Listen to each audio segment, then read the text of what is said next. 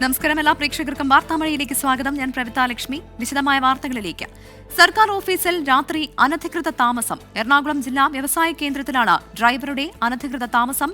പ്രദീപ് എന്ന ഡ്രൈവറാണ് ഓഫീസ് സമയത്തിന് ശേഷം ഓഫീസിനുള്ളിൽ കഴിയുന്നത്.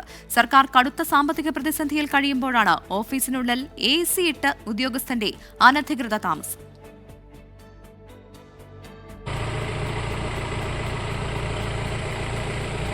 നിങ്ങളല്ലേ രാത്രി ഇവിടുത്തെ സെക്യൂരിറ്റി? നിങ്ങൾ ഈ സമാധാനം പറയേണ്ടി വരും കേട്ടോ.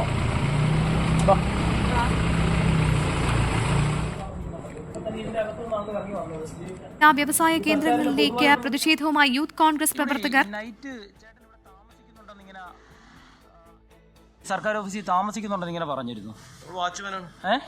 വാച്ച്മാൻ വേറെ ഉണ്ടല്ലോ നൈറ്റ്. ചേട്ടൻ ഡ്രൈവർ കം പിന്നെ ഇവിടെ ഓഫീസ് അറ്റൻഡന്റ് ആണല്ലോ. ചേട്ടൻ അപ്പം എങ്ങനെ ഈ സർക്കാർ ഓഫീസിൽ താമസിക്കുന്ന രാത്രി? ഇവിടെ താമസിക്കുന്നില്ല. ചേട്ടൻ 6 വർഷമായിട്ട് ഇവിടെ താമസിക്കുന്നുണ്ടല്ലോ. ഇപ്പൊ തന്നെ ഇതിന്റെ അകത്തുനിന്നാണല്ലോ ഇറങ്ങി വന്നത്. എങ്ങനെയാ അപ്പൊ ഈ സർക്കാർ ഓഫീസിൽ താമസിക്കുന്നത്? ചേട്ടൻ ഒരു യൂണിയൻ പ്രവർത്തനമൊക്കെ അല്ലേ? അപ്പൊ എങ്ങനെയാ താമസിക്കുന്ന? ഈ സർക്കാരിന്റെ പൊതുവായിട്ടുള്ള ഒരു സ്ഥാപനത്തിൽ എങ്ങനെയാ താമസിക്കുന്ന? നിങ്ങളല്ലേ ഇവിടുത്തെ നൈറ്റ് വാച്ച്മാൻ? ഈ ഓഫീസിന്റെ അകത്ത് എങ്ങനെ ഒരാൾ അനധികൃതമായിട്ട് രാത്രി ഓഫീസർ സമയത്തിന് ശേഷം താമസിക്കുന്നേ? പിന്നെ ഇതിന്റെ അകത്ത് എന്തായിരുന്നു? ഈ ഡോർ അടച്ചിട്ടുകൊണ്ട് ഈ ചേട്ടൻ എന്ത് ചെയ്യുമായിരുന്നു? ചേട്ടനെങ്കിൽ വാ, ചേട്ടനെങ്കിൽ വാ. വിവരങ്ങളുമായി S. ശ്യാംകുമാർ ചേരുന്നുണ്ട് കൊച്ചിയിൽ നിന്ന്. ശ്യാം, വർഷങ്ങളായി ഇയാൾ ഇതേ ഓഫീസിൽ തന്നെ താമസിക്കുന്നു എന്നാണ് ഈ ദൃശ്യങ്ങളുടെ നിന്നും സംഭാഷണത്തിൽ നിന്നും മനസ്സിലാക്കുന്നത്. അപ്പോൾ ഇത് തീർച്ചയായും അധികൃതർ അറിഞ്ഞു തന്നെ ആയിരിക്കില്ലേ? എന്താണ് ഈ വാർത്തയുടെ കൂടുതൽ വിവരങ്ങൾ? പ്രവിത, കാക്കനാട് ജില്ലാ കളക്ടറേറ്റിന്റെ തൊട്ടടുത്താണ് ഈ ജില്ലാ വ്യവസായ കേന്ദ്രമുള്ളത്. ഞാൻ ഈ ദൃശ്യങ്ങളിൽ കാണിക്കാം. നമ്മൾ ഇവിടെ വന്ന് വിളിച്ച ശേഷം ഈ ഓഫീസിനുള്ളിൽ താമസിച്ചിരുന്ന പ്രദീപൻ എന്ന് പറയുന്ന ഡ്രൈവർ ഇറങ്ങി വന്ന് ഇപ്പോൾ ഇരിക്കുന്നത് ഈ സെക്യൂരിറ്റി ജീവനക്കാർക്ക് ഇരിക്കാനുള്ള മുറിയിലിരുന്ന് ആരെയൊക്കെയോ ഫോൺ വിളിച്ചുകൊണ്ട് ഇരിക്കുന്നതാണ് ആ ദൃശ്യങ്ങളിൽ കാണുന്നത്. ഇദ്ദേഹത്തെ നമ്മൾ ഫോൺ വിളിച്ചത് ഇവിടുത്തെ ഒരു ഓഫീസിലെ ജീവനക്കാർ ഇരുന്ന പാഴ്സൽ കൊടുക്കാൻ എന്നുള്ള പേരിലാണ്. അവിടെ നിന്ന് ഇദ്ദേഹം ഇറങ്ങി വന്ന് മേഡം പറഞ്ഞതല്ലേ പാഴ്സൽ തരൂ എന്ന് പറഞ്ഞു വന്നപ്പോഴാണ് നമ്മൾ 24-ൽ നിന്നാണ് ചേട്ടൻ എങ്ങനെ ഈ ഓഫീസിന്റെ അകത്ത് ഓഫീസ് സമയം കഴിഞ്ഞ് താമസിക്കുന്നു, അതും ഓഫീസിന്റെ അകത്ത് AC ഇട്ട് മുകൾ നിലയിലെ 2ാം നിലയിലെ AC ഇട്ടൊക്കെയാണ് താമസിക്കുന്നത്. അവിടെ AC പ്രവർത്തിക്കുന്ന ദൃശ്യങ്ങളടക്കം പകർത്തിയ ശേഷമാണ് നമ്മൾ ഇദ്ദേഹത്തെ വിളിച്ചു വരുത്തുന്നത്. ഇപ്പോൾ ഇവിടെ ഉണ്ടായിരുന്ന താൽക്കാലിക ജീവനക്കാരൻ ഓഫീസിന്റെ ഷട്ടർ തുറന്നുകൊണ്ട് അകത്തേക്ക് ഓടിക്കയറി AC ഓഫ് ചെയ്യാനായിട്ട് മുകളിലേക്ക് പോവുകയും ചെയ്തിട്ടുണ്ട്. അദ്ദേഹത്തോടും ഈ സെക്യൂരിറ്റി അറിയാതെ എങ്ങനെ ഒരു ഇവിടുത്തെ ജീവനക്കാരൻ ഇത്രയും ഫയലുകൾ ഇരിക്കുന്ന ഒരു ഓഫീസിൽ താമസിക്കുന്നു എന്ന് ചോദിക്കുമ്പോൾ അവർക്കും മറുപടിയില്ല. അവിടെ നിന്ന് അദ്ദേഹം ഓടിയ ഓട്ടമാണ് ഈ മുറിയിൽ കയറി ഇരിക്കുന്നത്. കഴിഞ്ഞ കുറച്ച് വർഷങ്ങളായി തന്നെ ഇദ്ദേഹം ഇവിടെ താമസിക്കുന്നുവെന്ന് വിജിലൻസിന് പരാതി ലഭിച്ചിരുന്നു. കഴിഞ്ഞ ദിവസവും നമ്മളിവിടെ എത്തുമ്പോൾ ഈ ഓഫീസിന്റെ മുകളിൽ AC പ്രവർത്തിക്കുകയും ഇവിടെ ആളുകൾ ഉള്ളതായിട്ട് നമുക്ക് സൂചന ലഭിച്ചിരുന്നു. പക്ഷേ ഇന്നാണ് നമ്മൾ ഈ നമ്പറിൽ വിളിച്ചപ്പോൾ ഈ അടച്ചിട്ട ഓഫീസിന്റെ ഷട്ടർ തുറന്നുകൊണ്ട് ഈ ഉദ്യോഗസ്ഥൻ ഇവിടെ എത്തുന്നത്. നിലവിൽ ഈ വിവരം അറിഞ്ഞ യൂത്ത് കോൺഗ്രസിന്റെ പ്രവർത്തകരും ഒക്കെ ഇവിടെ എത്തിയിട്ടുണ്ട്. ഈ ഉദ്യോഗസ്ഥൻ ഇവിടെ തന്നെ താമസം നിങ്ങൾക്ക് നേരത്തെ അറിയാമായിരുന്നു? ഞാൻ ഇവിടെ തൃക്കാക്കര മുനിസിപ്പൽ കൗൺസിലറാണ്. എന്റെ ഡിവിഷനാണ് ഈ കമ്മീഷൻ ഓഫീസ് ഇരിക്കുന്നത്, ഈ വ്യവസായ കേന്ദ്രം ഇരിക്കുന്നത്. ഞാൻ ഒരു സംസ്ഥാന ഗവൺമെന്റ് കയ്യിൽ ആശമാർക്ക് കൊടുക്കാൻ പണമില്ല, ഖജനാവിൽ പണമില്ല എന്ന് പറയുമ്പോൾ 2019 കാലഘട്ടം മുതൽ ഇദ്ദേഹം ഇവിടെ താമസിക്കുന്ന ആളാണ്. AC ഫുൾ ടൈം വർക്ക് ചെയ്യുക. പല പ്രാവശ്യങ്ങളും ഇവിടെ വന്ന് പറഞ്ഞാണ് ഇത് ജീവനക്കാരാണ്, രാത്രി എന്ത് അത്യാവശ്യം വന്നാണ് എന്നാണ് ഇവർ പറയാറ്. ഈ സർക്കാരിന്റെ പൊതുമുതൽ കട്ടുമുടിക്കൽ ചെയ്യുക. AC ഉപയോഗിക്കുന്നു, ഇന്റർനെറ്റ് ഉപയോഗിക്കുന്നു, ഇതിന്റെ ഫാൻ ഉപയോഗിക്കുന്നു. രാത്രി മുഴുവൻ ഈ ഓഫീസ് അസിസ്റ്റന്റ് ഇദ്ദേഹത്തിന് വീട്ടിൽ പോയ എന്താ കുഴപ്പം? രാത്രി ഇവിടെ കിടക്കുന്നതിന് ഇപ്പൊ നിങ്ങൾ തൊട്ടുമുകളിൽ ഷട്ടർ കൊടുന്ന ആൾ കയറി പോണത്. ഇവിടെ എന്ത് സുതാര്യതയുള്ളത്? എന്ത് അടച്ചുറപ്പ് ഇവിടെ ഉള്ളത്? ഗവൺമെന്റ് ഓഫീസല്ലേ ഇത്? ഞങ്ങൾ വിളിച്ചു. ഞങ്ങളിപ്പോൾ ഇവിടെ നിന്നും സംസാരിക്കാൻ ശ്രമിച്ചിട്ടൊന്നും പുള്ളിയൊന്നും ഒരു തരത്തിലും റെസ്പോണ്ട് ചെയ്യുന്നില്ല നമ്മളോടൊന്നും. ഇത് സ്ഥിരമായിട്ട് ഇവിടെ നടക്കുന്ന പലതവണ പരാതി കിട്ടിയിട്ടുണ്ട് നമുക്കൊക്കെ. അപ്പോഴൊക്കെ ഞങ്ങൾ അന്വേഷിക്കുമ്പോൾ ഇയാളൊരു ദാഷ്ട്യത്തോടു കൂടിയാണ് എല്ലാവരോടും പെരുമാറുന്നതും. പുള്ളിക്ക് താമസിക്കാൻ അവിടെ ഒരു റൂമുണ്ട്, അവിടെ ഇരിക്കാനും വിശ്രമിക്കാനൊക്കെ റൂമുണ്ട്. എന്നാലും ഈ 2ഉം 3ഉം AC ഒരുമിച്ച് പ്രവർത്തിപ്പിച്ച് അതിന്റെ ഉള്ളിൽ നിന്ന് പൊതുമുതൽ നമ്മൾ ഓരോരുത്തരുടെയും പൈസയാണ് ഈ നശിപ്പിച്ച് ദൂർത്തടിച്ച് കളയുന്നത്. അപ്പൊ ഇതിനൊന്നും ഒരു അറുതി വരുത്താൻ വേണ്ടിയാണ് നമ്മൾ ഇന്ന് വന്നത്. ഇത് 2-3 തവണ ഞങ്ങൾ വന്നു. ഇതിനൊരു നടപടി ഇതുവരെ ഉണ്ടായിട്ടില്ല. പ്രവിത, നമ്മളിവിടെ വരുമ്പോൾ ഈ ഓഫീസിന്റെ മുകൾ നിലയിൽ AC പ്രവർത്തിച്ചു. അത് 3 ടണ്ണിന്റെ AC ആണെന്നാണ് ഇവിടെയുള്ളവർ പറയുന്നത്. ആ AC പ്രവർത്തിച്ചുകൊണ്ടാണ് ഇരുന്നത്. അവിടെ നിന്ന് ഷട്ടർ തുറന്ന് പുറത്തേക്ക് ഇറങ്ങി വന്ന ഉദ്യോഗസ്ഥനോട് ഈ ഓഫീസിനുള്ളിൽ എന്ത് ചെയ്യുകയായിരുന്നു എന്ന് ചോദിക്കുമ്പോൾ അദ്ദേഹം ഓടുകയായിരുന്നു. പിന്നാലെ ഇവിടെ വന്ന അഡ്മിനിസ്ട്രേറ്റീവ് ഓഫീസർ ശൈലജ ഈ വിവരം അറിഞ്ഞ ഇവിടുത്തെ ഓഫീസർ ഇവിടെ വന്നിരുന്നു. അവരോട് ചോദിച്ചപ്പോൾ ഇവിടെ എന്തോ പണിക്ക് വേണ്ടി കൊണ്ടുവന്നു എന്ന് പറഞ്ഞു. പക്ഷേ പണിക്കാരില്ലല്ലോ എന്ന് ചോദിച്ചപ്പോൾ അവരിവിടെ നിന്ന് സ്ഥലം വിടുകയായിരുന്നു. ഏതായാലും ഇവിടെ ഇപ്പോൾ ഈ ഉള്ള ഉദ്യോഗസ്ഥൻ ഓടിക്കയറിയ ഓഫീസ് ഓഫീസിന്റെ അകത്തിരിക്കുകയാണ്. ഇത്രയും നാളായിട്ട് ഈ ഒരു പൊതു ഓഫീസിന്റെ അകത്ത് ഇത്തരത്തിലുള്ള സംവിധാനങ്ങൾ, അതും ഓഫീസ് സമയം കഴിഞ്ഞുള്ള സമയത്ത് ഈ സംവിധാനങ്ങൾ പ്രവർത്തിപ്പിച്ചുകൊണ്ടാണ് ഇവിടെ ഇങ്ങനെ ഉണ്ടായിരുന്നത് എന്നുള്ളതാണ് ഏറ്റവും പ്രധാനപ്പെട്ട കാര്യം. ഇദ്ദേഹത്തെ ന്യായീകരിക്കാനായിട്ട് വന്ന ഉദ്യോഗസ്ഥ ഉൾപ്പെടെ ഇവിടെ നിന്ന് പോയത് ഈ പണിക്ക് കൊണ്ടുവന്നു എന്ന് പറയുന്ന പണിക്കാരില്ലാതെ ഈ ഡ്രൈവർ, അത് HR ഉൾപ്പെടെ വാങ്ങുന്ന ഒരു ഉദ്യോഗസ്ഥനാണ്. അദ്ദേഹം സ്ഥിരം ജീവനക്കാരനാണ്. സർവീസ് ചട്ടങ്ങൾ പ്രകാരം പോലും 5 മണിക്ക് ശേഷം ഓഫീസിനുള്ളിൽ ഒരു കാരണവശാലും മുതിർന്ന ഉദ്യോഗസ്ഥരുടെ സാന്നിധ്യമില്ലാതെ ഇവർക്ക് കയറാനോ മറ്റു ജോലികൾ ചെയ്യാനോ സാധിക്കില്ല. കാരണം നിരവധി ഫയലുകളുള്ള ഓഫീസാണ്, പ്രത്യേകിച്ച് സംരംഭകരെ സംബന്ധിച്ച് അത്തരം ഫയലുകളുള്ള ഒരു ഓഫീസിലാണ്. നിരവധി ഫയലുകളുള്ള ഓഫീസാണ്. ശ്യാം, ഈ ഓഫീസിന്റെ താക്കോലൊക്കെ സാധാരണ ആരെയാണ് ഏൽപ്പിക്കാറുള്ളത്? അങ്ങനെയെങ്കിൽ ഈ ഉദ്യോഗസ്ഥരൊക്കെ അറിഞ്ഞു തന്നെ ആയിരിക്കില്ലേ ഈ താമസം ഇത്രയും നാളായി?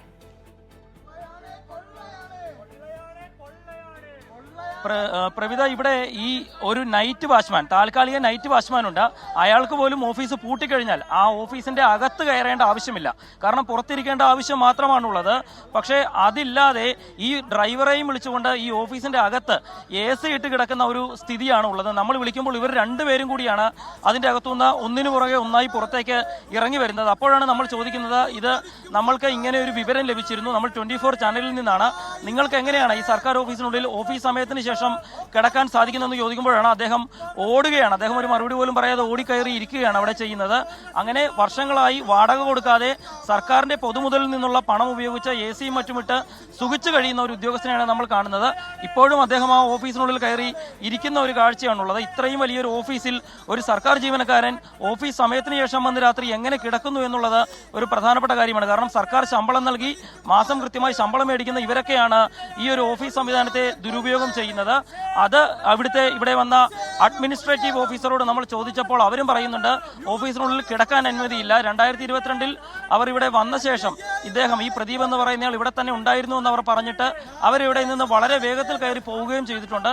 ഏതായാലും ഒരു സർക്കാർ ഓഫീസിൽ നടക്കുന്ന രാത്രികാല കാഴ്ചയാണ് നമ്മളിപ്പോൾ കണ്ടുകൊണ്ടിരിക്കുന്നത്. അതും ഇവിടുത്തെ ഒരു പ്രധാനപ്പെട്ട യൂണിയൻ പ്രവർത്തകൻ കൂടിയായ പ്രദീപൻ എന്ന് പറയുന്ന ഇവിടുത്തെ ഒരു ഉദ്യോഗസ്ഥന്റെ ഇടപെടലിനെതിരായിട്ടാണ് ഇപ്പോൾ ഈ പ്രതിഷേധങ്ങൾ ഇപ്പോൾ ഉണ്ടായിക്കൊണ്ടിരിക്കുന്നത്. യൂത്ത് കോൺഗ്രസിന്റെ ഇവിടുത്തെ കൗൺസിലർമാരുടെ നേതൃത്വത്തിലാണ് ഇപ്പോൾ ഇവിടെ പ്രതിഷേധം നടക്കുന്നത്. ഏതായാലും ഒരു സർക്കാർ ഓഫീസിൽ ഒരിക്കലും നടക്കാൻ പാടില്ലാത്ത ഒരു കാര്യമാണ് രാത്രിയിൽ കാക്കനാട് എറണാകുളം ജില്ലാ വ്യവസായ കേന്ദ്രത്തിൽ നടന്നിരിക്കുന്നത്. ശരി, ശ്യാംകുമാറാണ് വിവരങ്ങൾ നൽകിയത്. സർക്കാർ ഓഫീസിൽ രാത്രി അനധികൃത താമസം. എറണാകുളം ജില്ലാ വ്യവസായ കേന്ദ്രത്തിലാണ് ഡ്രൈവറുടെ അനധികൃത താമസം. വിവരങ്ങളാണ് ശ്യാംകുമാർ നൽകിയത്. മറ്റൊരു വാർത്തയിലേക്ക്. മുൻ MP ചെങ്ങറ സുരേന്ദ്രനെ CPI സസ്പെൻഡ് ചെയ്തു. 1 വർഷത്തേക്കാണ് സസ്പെൻഷൻ. ഗുരുവായൂർ ദേവസ്വം ബോർഡുമായി ബന്ധപ്പെട്ട സാമ്പത്തിക ക്രമക്കേട് പരാതിയെ തുടർന്നാണ് നടപടി. വിവരങ്ങളുമായി അരുൺ രാജാണ് ചേരുന്നത്. അരുൺ, സസ്പെൻഷൻ നൽകിയിരിക്കുകയാണ്. പാർട്ടി അംഗത്വത്തിൽ നിന്നാണ് സസ്പെൻഷൻ എന്ന് മനസ്സിലാക്കുന്നു. എങ്ങനെയാണ് ഈ വാർത്തയുടെ കൂടുതൽ വിവരങ്ങൾ? പ്രഭിത, CPI സംസ്ഥാന കമ്മിറ്റിക്ക് ലഭിച്ച പരാതിയായിരുന്നു ഈ സസ്പെൻഷൻ അടക്കമുള്ള നടപടിയിലേക്ക് ഇടയാക്കിയത്. കഴിഞ്ഞ 3 മാസം മുമ്പാണ് CPI സംസ്ഥാന കമ്മിറ്റിക്ക് മുമ്പാകെ ചെങ്ങറ സുരേന്ദ്രനെതിരെ ഒരു പരാതി ലഭിക്കുന്നത്. ഗുരുവായൂർ ദേവസ്വം ബോർഡ് പ്രസിഡന്റായിരിക്കുന്ന സമയത്തടക്കം വലിയ സാമ്പത്തിക രീതിയിലുള്ള ക്രമക്കേട് ചെങ്ങറ സുരേന്ദ്രൻ നടത്തി എന്നുള്ളതായിരുന്നു ഈ പരാതിയിൽ സൂചിപ്പിച്ചിരുന്നത്. ഇതിന്റെ അടിസ്ഥാനത്തിൽ CPI ഒരു പ്രാഥമിക അന്വേഷണത്തിന് തന്നെ തീരുമാനമെടുക്കുകയും ചെങ്ങറ സുരേന്ദ്രനോട് ഇക്കാര്യത്തിൽ ഒരു വിശദീകരണം ആവശ്യപ്പെടുകയും ചെയ്തു. പക്ഷേ ചെങ്ങറ സുരേന്ദ്രൻ ഇതുമായി ബന്ധപ്പെട്ട് CPI കൊല്ലം ജില്ലാ നേതൃത്വം നൽകിയ വിശദീകരണം അത് ഇന്ന് ചേർന്ന ജില്ലാ കമ്മിറ്റിയും ജില്ലാ എക്സിക്യൂട്ടീവും വിശദമായി ചർച്ച ചെയ്തു. പക്ഷേ ചെങ്ങറ സുരേന്ദ്രൻ പറയുന്നത് പോലെയല്ല ഈ പരാതിയിൽ പറയുന്ന ആരോപണം. അതിനപ്പുറമുള്ള ഗൗരവപരമായ രീതിയിൽ ഈ പരാതിയിൽ ചില വസ്തുതകളുണ്ട് എന്നുള്ളതാണ് CPIയുടെ ജില്ലാ കമ്മിറ്റി കണ്ടെത്തിയത്. ഇതിന്റെ അടിസ്ഥാനത്തിലാണ് ചെങ്ങറ സുരേന്ദ്രനെ CPIയുടെ പ്രാഥമിക അംഗത്വത്തിൽ നിന്നടക്കം 1 വർഷത്തേക്ക് സസ്പെൻഡ് ചെയ്തിരിക്കുന്നത്. തെരഞ്ഞെടുക്കപ്പെട്ട എല്ലാ പദവികളിൽ നിന്നും 1 വർഷത്തേക്ക് മാറ്റി നിർത്തുന്നു എന്നുള്ളതാണ് CPI ജില്ലാ കമ്മിറ്റി ഇപ്പോൾ എടുത്തിരിക്കുന്ന നിലപാട്. ഇയാൾക്കെതിരെ കൂടുതൽ നടപടി വരും നാളുകളിൽ ഉണ്ടാകുമെന്ന സൂചന കൂടി CPI നേതൃത്വം നൽകുന്നു. കാരണം ഈ ചെങ്ങറ സുരേന്ദ്രൻ ഇപ്പോൾ നൽകിയ മറുപടി, അതിനപ്പുറം ഇതുമായി ബന്ധപ്പെട്ട് CPI നടത്തുന്ന അന്വേഷണം, ആ വിവരത്തിന്റെ കൂടി അടിസ്ഥാനത്തിലായിരിക്കും ഇനി നടപടിയടക്കം ഉണ്ടാവുക. എന്തായാലും ഇതുവരെ ഈ വിഷയത്തോട് പ്രതികരിക്കാൻ ചെങ്ങറ സുരേന്ദ്രൻ തയ്യാറായിട്ടില്ല. കൊല്ലത്ത് നിന്ന് അരുൺ രാജാണ് പാർട്ടിയുടെ വിവരങ്ങൾ നൽകിയത്. പ്രധാനമന്ത്രി നരേന്ദ്രമോദിയെ വീണ്ടും പ്രശംസിച്ച് doctor Shashi Tharoor MP. Ukraine Russia യുദ്ധത്തിൽ പ്രധാനമന്ത്രി നടത്തിയ ഇടപെടൽ ശരിയായിരുന്നുവെന്നാണ് ഡോക്ടർ ശശി തരൂരിന്റെ പ്രതികരണം. ഭാരതീയൻ എന്ന നിലയിലാണ് താൻ സംസാരിച്ചതെന്നും വിഷയത്തിൽ രാഷ്ട്രീയം കാണേണ്ടതില്ല എന്നും ശശി തരൂർ വിശദീകരിച്ചു. പരാമർശത്തെക്കുറിച്ച് അറിയില്ല എന്നായിരുന്നു KPCC അധ്യക്ഷന്റെയും പ്രതിപക്ഷ നേതാവിന്റെയും പ്രതികരണം. The policy has meant that India has actually a prime minister who can hug both the president of Ukraine and the president of Moscow 2 weeks apart. and be accepted in both places. And therefore, India is in a position where it can make a difference. Ukraine പ്രസിഡന്റിനെയും Russian പ്രസിഡന്റിനെയും ആലിംഗനം ചെയ്യാൻ കഴിയുന്ന ഒരു പ്രധാനമന്ത്രി ഇന്ത്യക്കുണ്ട്. ഇരു രാജ്യങ്ങളിലുമുള്ള ഇന്ത്യയുടെ സ്വീകാര്യതയാണ് ഇതിലൂടെ അർത്ഥമാകുന്നതെന്നായിരുന്നു ഡൽഹിയിലെ റൈസിന ഡയലോഗിൽ ശശി തരൂർ കോൺഗ്രസിനെ വെട്ടിലാക്കി നടത്തിയ പരാമർശം ചർച്ചയായതോടെ താൻ പറഞ്ഞതിൽ രാഷ്ട്രീയം കാണേണ്ടതില്ലെന്ന് ശശി തരൂർ വിശദീകരിച്ചു. ഇത് വലിയൊരു അതിശയമുള്ള കാര്യം. ഞാൻ ഒരു ഭാരതീയനായിട്ട് സംസാരിച്ചൊരു വിഷയമാണ്, പക്ഷെ ഇതിൽ രാഷ്ട്രീയം ഞാൻ കാണുന്നില്ല കേട്ടോ. എന്നാൽ ശശി തരൂരിന്റെ പരാമർശത്തെക്കുറിച്ച് കേട്ടിട്ടില്ലെന്നായിരുന്നു KPCC അധ്യക്ഷൻ K. സുധാകരന്റെയും പ്രതിപക്ഷ നേതാവ് VD സതീശന്റെയും മറുപടി. ഞാനത് കേട്ടിട്ടില്ല, ഞാനത് വിലയിരുത്തിയിട്ടില്ല. അത് മാത്രമല്ല, അങ്ങനെ പറഞ്ഞെങ്കിൽ തന്നെ അത് പാർട്ടി വിലയിരുത്തി പാർട്ടിന്റെ ഭാഗത്ത് നിന്ന് അതിന് നേരെയുള്ള ഒരു പ്രതികരണം ഉണ്ടാവും. ഞാൻ കേട്ടില്ല, ഞാൻ അദ്ദേഹം കേട്ടില്ല. ഞാൻ പറഞ്ഞിട്ട് പറഞ്ഞിരിക്കല്ല, നമുക്ക് കാണുമല്ലോ എപ്പോഴും എന്താണെന്ന് നോക്കിയിട്ട് പറയാമല്ലോ. കോൺഗ്രസിനെ പ്രതിരോധത്തിലാക്കിയ പരാമർശം BJP ഏറ്റെടുത്തു. മോദി നയതന്ത്രത്തെ തരൂർ പുകഴ്ത്തിയത് അഭിനന്ദനീയമെന്നായിരുന്നു BJP സംസ്ഥാന അധ്യക്ഷൻ K. സുരേന്ദ്രന്റെ പ്രതികരണം. സത്യത്തിൽ ഈ പ്രസ്താവന രാഹുൽ ഗാന്ധിയുടെ മുഖത്തേറ്റ ഒരടിയാണ്. ശശി തരൂർ ഒരു സത്യം പറഞ്ഞു, രാഹുൽ ഗാന്ധി ഒഴിച്ച് ബാക്കി എല്ലാവരും അംഗീകരിക്കുന്ന ഒരു സത്യമാണ്. ആ നിലയിൽ തരൂർ അഭിനന്ദനം അർഹിക്കുന്നു. മോദിയുടെ അമേരിക്കൻ സന്ദർശനത്തെ ശശി തരൂർ പ്രശംസിച്ച ക്ഷീണം കോൺഗ്രസ് മറികടക്കുന്നതിനിടയിലാണ് വീണ്ടും അതേ സ്വരത്തിലുള്ള തരൂരിന്റെ പരാമർശം. ആവർത്തിച്ചുള്ള ഇത്തരം പരാമർശങ്ങളിൽ കോൺഗ്രസ് ഹൈക്കമാൻഡ് തരൂരിനെതിരെ സ്വീകരിക്കുന്ന നിലപാടും നിർണായകമാകും. R. അച്യുതൻ, 24, ഡൽഹി. മുണ്ടക്കൈ ചൂരൽമല ഉരുൾപൊട്ടൽ ദുരന്തത്തിന് ഇരയായവരുടെ പുനരധിവാസത്തിനായി ഏറ്റെടുക്കുന്ന എസ്റ്റേറ്റിന്റെ നഷ്ടപരിഹാര തുക നിശ്ചയിച്ച സർക്കാർ 64 ഏക്കർ ഭൂമിക്കായി 26,56 ലക്ഷം രൂപയാണ് സർക്കാർ നൽകുക. മുഖ്യമന്ത്രിയുടെ ദുരിതാശ്വാസ നിധിയിൽ നിന്ന് തുക നൽകാനും മന്ത്രിസഭായോഗം തീരുമാനിച്ചു. പുനരധിവാസത്തിനായി കൽപ്പറ്റയിലെയും മേപ്പാടിയിലെയും 2 എസ്റ്റേറ്റുകൾ ഏറ്റെടുക്കാൻ ഹൈക്കോടതി നേരത്തെ അനുമതി നൽകിയിരുന്നു. നഷ്ടപരിഹാരം നൽകി ഏറ്റെടുക്കാനായിരുന്നു കോടതിയുടെ നിർദ്ദേശം. ഇതുപ്രകാരം എസ്റ്റേറ്റ് ഭൂമിയുടെയും നിർമ്മാണങ്ങളുടെയും മൂല്യനിർണ്ണയം നടത്തിയാണ് 26,56,10,709 രൂപ നഷ്ടപരിഹാരം നൽകാൻ നിശ്ചയിച്ചത്. റവന്യൂ വകുപ്പ് നിശ്ചയിച്ച തുകയ്ക്ക് ഇന്നലെ ചേർന്ന മന്ത്രിസഭായോഗം അംഗീകാരം നൽകി. നഷ്ടപരിഹാര തുക മുഖ്യമന്ത്രിയുടെ ദുരിതാശ്വാസ നിധിയിൽ നിന്ന് നൽകാനും തീരുമാനിച്ചു. വീട് നൽകുന്നതിനായി കണക്കാക്കിയ പട്ടികയിൽ 430 ഗുണഭോക്താക്കളെ ഉള്ളൂ. അതിനാൽ ആദ്യഘട്ടത്തിൽ കൽപ്പറ്റയിലെ എൽസ്റ്റൺ എസ്റ്റേറ്റ് മാത്രമേ ഏറ്റെടുക്കുന്നുള്ളൂ. ഉരുൾ ദുരന്തത്തിൽ അച്ഛനമ്മമാർ നഷ്ടപ്പെട്ട കുട്ടികൾക്കും മന്ത്രിസഭ ധനസഹായം പ്രഖ്യാപിച്ചു. മാതാപിതാക്കൾ നഷ്ടപ്പെട്ട 7 കുട്ടികൾക്കും മാതാപിതാക്കളിൽ ഒരാൾ മാത്രം നഷ്ടപ്പെട്ട 14 കുട്ടികൾക്കും 10 ലക്ഷം രൂപ നൽകും. വനിതാ ശിശുവികസന വകുപ്പ് അനുവദിച്ച ധനസഹായത്തിന് പുറമെയാണിത്. 18 വയസ്സുവരെ തുക പിൻവലിക്കാനാകില്ല. തുക ജില്ലാ കളക്ടറുടെ അക്കൗണ്ടിൽ നിക്ഷേപിച്ച് പ്രതിമാസ പലിശ കുട്ടിയുടെ രക്ഷകർത്താവിന് നൽകും. ടൗൺഷിപ്പ് പദ്ധതികളുടെ നടത്തിപ്പിനായി രൂപീകരിച്ച യൂണിറ്റിൽ 2 തസ്തികകൾ സൃഷ്ടിക്കാനും മന്ത്രിസഭ തീരുമാനിച്ചു. 24 തിരുവനന്തപുരം. മുണ്ടക്കൈ ചൂരൽമല പുനരധിവാസവുമായി ബന്ധപ്പെട്ട് ഗുണഭോക്തൃ കുടുംബാംഗങ്ങളുടെ അന്തിമ പട്ടിക സർക്കാരിന് സമർപ്പിച്ച ജില്ലാ ദുരന്ത നിവാരണ അതോറിറ്റി. 417 കുടുംബങ്ങൾ അന്തിമ പട്ടികയിൽ ഉൾപ്പെട്ടു. ഉരുൾപൊട്ടൽ പുനരധിവാസവുമായി ബന്ധപ്പെട്ട ഫേസ് 2B അന്തിമ പട്ടിക പ്രസിദ്ധീകരിച്ചതോടെ 73 വീടുകളാണ് അന്തിമ പട്ടികയിൽ ഉൾപ്പെട്ടത്. വാർഡ് 10-ൽ 19, 11-ൽ 38, 12-ൽ 16 വീടുകൾ പട്ടികയിലുണ്ട്. 70 കുടുംബങ്ങളായിരുന്നു കരട് പട്ടികയിലുണ്ടായിരുന്നത്. 238 അപ്പീലുകൾ ലഭിച്ചെങ്കിലും അംഗീകരിച്ചത് 3 മാത്രം. 255 കുടുംബങ്ങൾ ആദ്യ അന്തിമ പട്ടികയിൽ ഉൾപ്പെട്ടിട്ടുണ്ട്. ഫേസ് 2 അന്തിമ പട്ടികയിൽ 89 കുടുംബങ്ങളും ഉൾപ്പെട്ടു. മുണ്ടക്കൈ പ്രദേശത്തെ 17 കുടുംബങ്ങളെ കൂടി അധികമായി 3 പട്ടികകളിലുമായി ഉൾപ്പെടുത്തി സർക്കാരിന് ശുപാർശ നൽകി.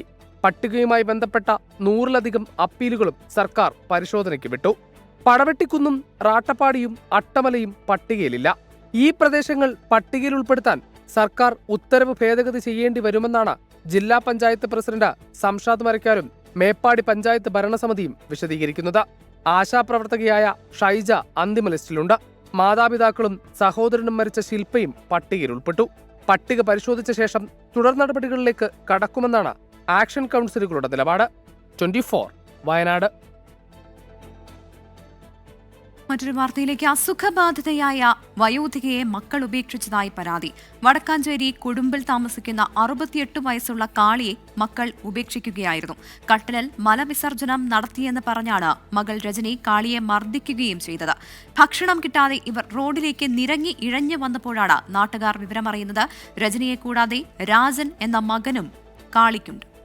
കുട്ടി എല്ലാവരും അവിടുന്ന് പോയി, ഞാൻ ഒറ്റയ്ക്കുള്ളൂ. അങ്ങനെ പെട്ടെന്ന് എണീറ്റപ്പോൾ താഴ്ത്തു വീണിട്ട് നോക്കുമ്പോൾ അവള് വരണം നേരത്ത് ഞാൻ അകത്ത് ലേശപ്പിട്ടു. അതിന് വേണ്ടിയിട്ട് അവള് ദേഷ്യപ്പെട്ടു ഒറ്റ 4 ചവിട്ട് ഒരു പെടേ വയ്യാത്ത കണ്ണുമ്പിൽ എനിക്കാരുമില്ലണ്ടായില്ലോ. ദൈവേ, ഞാൻ എന്താ ചെയ്യുക? ഇന്നൊന്ന് ആശുപത്രിക്ക് എത്തിച്ച് എൻ്റെ തല ഒന്ന് പൊന്തി കിട്ടു. വടക്കാഞ്ചേരി പോലീസ് സ്ഥലത്തെത്തി അന്വേഷണം തുടങ്ങിയിട്ടുണ്ട്. വിവരങ്ങളുമായി സൂരജ് സജി ചേരുകയാണ് തൃശ്ശൂരിൽ നിന്നും. സൂരജ്, ഈ മക്കൾ ഇത്രയധികം ഉപദ്രവിക്കാനും മാത്രം ഈ അമ്മ എന്താണ് ചെയ്തത്? തീരെ വയ്യാത്ത ഒരവസ്ഥയിലാണ് അവർ ഉള്ളത്. എന്നിട്ടും അമ്മയുടെ സംരക്ഷണം ഏറ്റെടുക്കാൻ എന്തുകൊണ്ട് മക്കൾ തയ്യാറാകുന്നില്ല? പ്രവിത, നിലവിൽ ഈ അവശ നിലയിലുള്ള മാതാവിനെ നിലവിൽ ഞാനിപ്പോൾ നിൽക്കുന്ന തൃശ്ശൂർ മെഡിക്കൽ കോളേജ് ആശുപത്രിയിലേക്ക് മാറ്റിയിട്ടുണ്ട്. അവരുടെ ഈ ആരോഗ്യനില അല്പം മോശമായതുകൊണ്ട് തന്നെ അവരെ ഈ ആശുപത്രിയിൽ അഡ്മിറ്റ് ചെയ്യുകയും ചെയ്തു എന്നുള്ളതാണ്. അവർക്ക് വേണ്ട പരിചരണമെല്ലാം നൽകി വരികയാണ് എന്നുള്ളതാണ് തൃശ്ശൂർ മെഡിക്കൽ കോളേജ് അധികൃതർ അറിയിച്ചിട്ടുള്ളത്. ഇന്ന് ഉച്ചയ്ക്ക് ശേഷമാണ് ഈ വൃദ്ധമാതാവിനെ ഇത്തരത്തിൽ ഈ വീടിന് സമീപത്തെ ഒരു കൈവരയിൽ, പുറത്ത് റോഡിനോട് ചേർന്നുള്ള കൈവരയിൽ അവശ നിലയിൽ കണ്ടെത്തുന്നത്. പിന്നീട് ഇവരുടെ 2 മക്കളെയും, ഒരു മകളും മകനുമാണുള്ളത്. അവരെ 2 പേരെയും ബന്ധപ്പെട്ട ഈ അമ്മയെ ഏറ്റെടുക്കണമെന്ന് ഈ നാട്ടുകാരടക്കം ആവശ്യപ്പെട്ടെങ്കിലും ഇവർ അതിന് തയ്യാറായിരുന്നില്ല. പിന്നീട് ഈ വൃദ്ധമാതാവിനെ റോഡരികിൽ നിന്ന് വീട്ടിലേക്ക് എത്തിച്ചതിന് ശേഷം വാർഡ് മെമ്പർ ഉൾപ്പെടെ ഇടപെട്ടുകൊണ്ട് പോലീസിനെ വിളിച്ചു വരുത്തുകയായിരുന്നു. പോലീസ് എത്തി ആണ് ഇപ്പോൾ ഈ അമ്മയെ തൃശ്ശൂർ മെഡിക്കൽ കോളേജ് ആശുപത്രിയിലേക്ക് മാറ്റിയിരിക്കുന്നത്. 2 മക്കളുമായി ഇതിനോടകം തന്നെ മെഡിക്കൽ കോളേജ് പോലീസ് സംസാരിക്കുകയും ചെയ്തിട്ടുണ്ട്. അതിന്റെ അടിസ്ഥാനത്തിൽ ഈ അമ്മയുടെ പരിചരണം തങ്ങൾ ഏറ്റെടുത്തുകൊള്ളാം എന്ന ഉറപ്പാണ് ഇപ്പോൾ പോലീസിന് നൽകിയിരിക്കുന്നത്. എന്നാൽ പോലും അമ്മ നിലവിൽ ആശുപത്രിയിൽ ചികിത്സയിലാണ്. ഈ ചികിത്സയ്ക്ക് ശേഷം അമ്മയെയും മക്കളെയും അടക്കം നേരിട്ട് കണ്ട് സംസാരിച്ച് ഈ അമ്മയുടെ സുരക്ഷിതത്വം അടക്കം ഉറപ്പാക്കും എന്നുള്ളതാണ് പോലീസ് അറിയിച്ചിരിക്കുന്നത്. ഈ വാർത്ത വന്നതിന് തൊട്ടു പിന്നാലെയാണ് പോലീസിന്റെ ഭാഗത്തു നിന്നൊക്കെ ഒരു ഇടപെടൽ ഉണ്ടായിരിക്കുന്നത്. അവർ കൃത്യമായ ഇടപെടൽ പോലീസിന്റെ ഭാഗത്തു നിന്നുണ്ടായിരിക്കുന്നു. ഈ അമ്മയുടെ പരിചരണം മക്കൾ ഏറ്റെടുക്കാം എന്ന് ഉറപ്പാണ് നൽകിയിരിക്കുന്നത്. എങ്കിൽ കൂടി തൃശ്ശൂർ മെഡിക്കൽ കോളേജ് ആശുപത്രിയിൽ ഈ അമ്മയെ പ്രവേശിപ്പിച്ചിരിക്കുന്നു. അസുഖബാധിതയാണ്, അതുകൊണ്ട് തന്നെ തുടർ പരിചരണം വേണം എന്നുള്ളതാണ് ആശുപത്രി അധികൃതരും അറിയിച്ചിട്ടുള്ളത്. പ്രവിത. ശരി സൂരജ്, അങ്ങനെ ആ അമ്മയെ ഇപ്പോൾ പോലീസ് എത്തി ആശുപത്രിയിലേക്ക് മാറ്റിയിട്ടുണ്ട് എന്നുള്ള ആശ്വാസകരമായ വാർത്ത കൂടി വരികയാണ്. അസുഖബാധിതയായ വയോധികയാണ് മക്കൾ ഉപേക്ഷിച്ചതായി പരാതി വരുന്നത്. വടക്കാഞ്ചേരി കൊടുമ്പിൽ താമസിക്കുന്ന 68 വയസ്സുകാരി കാളിയാണ് മക്കൾ ഉപേക്ഷിച്ചത്. വിവരങ്ങളാണ് സൂരജ് സജി നൽകിയത്. വാർത്താമഴ തുടരുന്നു. തൃശൂർ വടക്കാഞ്ചേരിയിൽ അച്ഛനെയും മകനെയും വെട്ടിപ്പരുക്കേൽപ്പിച്ചു. തിരുത്തിപ്പറമ്പ് കാനാൽപാലം പരിസരത്ത് വെച്ചാണ് വെട്ടിപ്പരുക്കേൽപ്പിച്ചത്. മോഹനൻ, മകൻ ശ്യാം എന്നിവരെയാണ് വെട്ടിയത്. ആക്രമണത്തിന് CCTV ദൃശ്യങ്ങൾ 24-ന് ലഭിച്ചു. ദൃശ്യങ്ങളിലേക്ക്.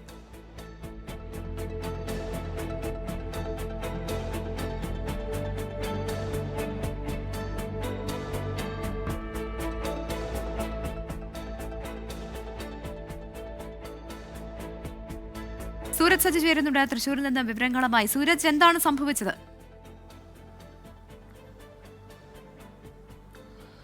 പ്രവിത, ഇന്ന് രാത്രി 8 മണിയോടുകൂടിയാണ് ഈ സംഘർഷം ഉണ്ടാകുന്നത്. ഈ തുരുത്തിപ്പറമ്പ് കനാൽപാലം പരിസരത്ത് താമസിക്കുന്ന മോഹനൻ, മകൻ ശ്യാം എന്നിവർക്കാണ് ഈ വെട്ടേറ്റിരിക്കുന്നത്. ഇവിടെ തന്നെയുള്ള പ്രദേശവാസിയായിട്ടുള്ള രതീഷ്, അതോടൊപ്പം തന്നെ ശ്രീജിത്ത്, ഈ അരവൂർ എന്നിങ്ങനെ 2 പേരാണ് ഈ വെട്ടിപ്പരിക്കേൽപ്പിച്ചിരിക്കുന്നത്.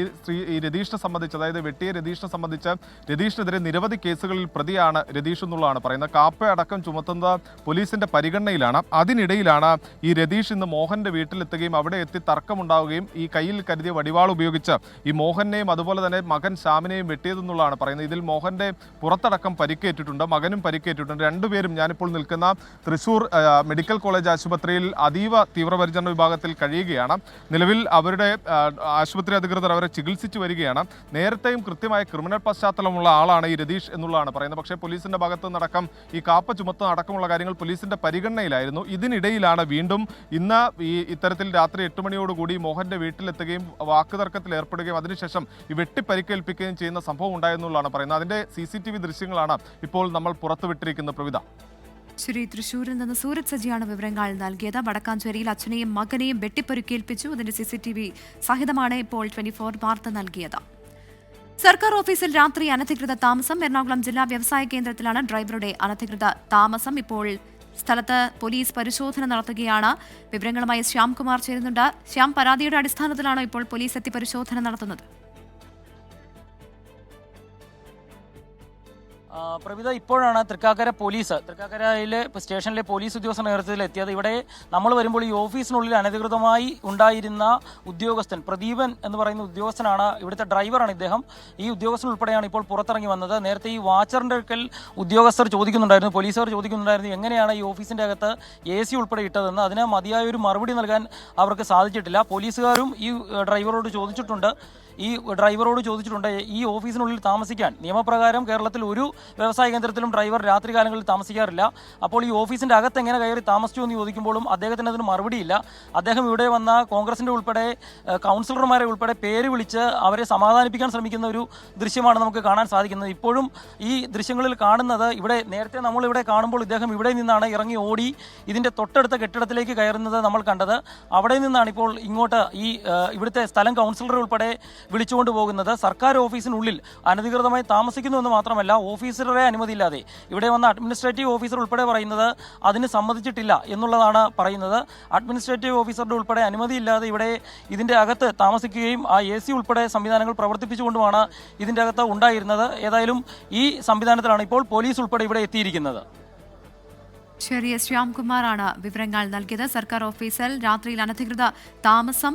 എറണാകുളം ജില്ലാ വ്യവസായ കേന്ദ്രത്തിലാണ് ഡ്രൈവറുടെ അനധികൃതമായ താമസം. പ്രദീപ് എന്ന ഡ്രൈവറാണ് ഓഫീസ് സമയത്തിന് ശേഷവും ഓഫീസിനുള്ളിൽ കഴിയുന്നത്. ഈ വാർത്തയുമായി ബന്ധപ്പെട്ട് വാർത്തയ്ക്ക് പിന്നാലെ ജില്ലാ വ്യവസായ കേന്ദ്രത്തിലേക്ക് പ്രതിഷേധവുമായി യൂത്ത് കോൺഗ്രസ് പ്രവർത്തകർ എത്തിയിരുന്നു. തുടർന്ന് നൽകിയ പരാതിയിൽ ഇപ്പോൾ പോലീസ് പരിശോധന നടത്തുകയാണ് എന്നാണ് ശ്യാംകുമാർ നൽകുന്ന വിവരം. സമരം ചെയ്യുന്ന ആശാ വർക്കേഴ്സുമായി ആരോഗ്യമന്ത്രി വീണ ജോർജ് നടത്തിയ ചർച്ച പരാജയം. നാളെ മുതൽ അനിശ്ചിതകാല നിരാഹാര സമരം തുടങ്ങും. ഓണറേറിയം വർദ്ധിപ്പിക്കണമെന്ന ആവശ്യം ചർച്ച ചെയ്യാൻ പോലും ആരോഗ്യമന്ത്രി തയ്യാറായില്ല എന്ന് ആശാ വർക്കേഴ്സ് ആരോപിച്ചു. 3 ഇരട്ടി തുക വർദ്ധിപ്പിക്കണമെന്ന ആവശ്യം ജനാധിപത്യപരമല്ല എന്ന് മന്ത്രി വീണ ജോർജ് പറഞ്ഞു. കേന്ദ്ര ആരോഗ്യമന്ത്രി JP നദ്ദയെ കാണാനായി മന്ത്രി വീണ ജോർജ് നാളെ ഡൽഹിക്ക് തിരിക്കും. ആശമാർ ഉന്നയിച്ച വിഷയങ്ങൾ മന്ത്രി JP നദ്ദയുടെ ശ്രദ്ധയിൽപ്പെടുത്തും. കേന്ദ്രം നൽകാനുള്ള കുടിശ്ശിക തുക നൽകണമെന്നും ആവശ്യപ്പെട്ടു.